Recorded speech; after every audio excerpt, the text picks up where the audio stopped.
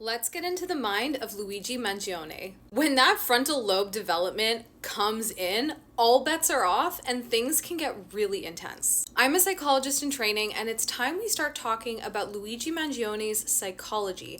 He is, as everybody knows, the person of interest in the United CEO healthcare case. Now, the human brain develops, meaning it is not completely done growing or maturing until a man's mid-20s, specifically the prefrontal cortex, and for some men, it continues to develop into their 30s. This part of the brain is in charge of cognitive and emotional functions, including social behavior, where it governs empathy and relationship management.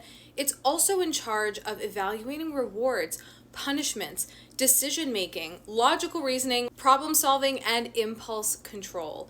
The prefrontal cortex development period, particularly as everything is coming together towards the 20s and 30s, is a sweet spot for the manifestation of mental health disorders, namely anxiety disorders, mood disorders, and impulse control disorders, including borderline personality disorder, bipolar disorder, schizophrenia, and psychopathy. And all of these can be exacerbated if and when the individual in question is experimenting with drugs and substances at the time of this prefrontal cortex development and maturation, particularly with respect to psychedelics. Now, we have reports from within the courtroom where Luigi was recently seated and charged that he is often talking to himself, mumbling under his breath, and though this self-mumbling is significant, it may even be part of a defense in his case. The two probable options would be, antisocial personality disorder, which is otherwise known as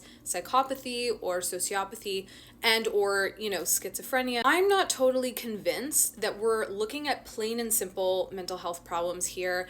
I think there's a lot more to the picture. If Luigi did commit this crime, allegedly, there was plenty of thought that went into it, given all the incredible detail that we're hearing about.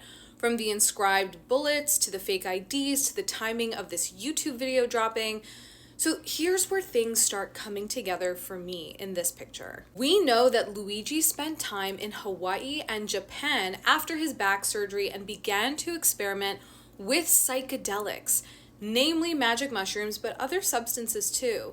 His Twitter account shows the kind of open-mindedness and high intelligence that would invite this experimental type of behavior, and even speaks directly about psychedelics. Now, this reminds me of another high-profile case where an individual, a young man with tons of promise and potential, also began experimenting with drugs, psychedelics specifically, and had an incredible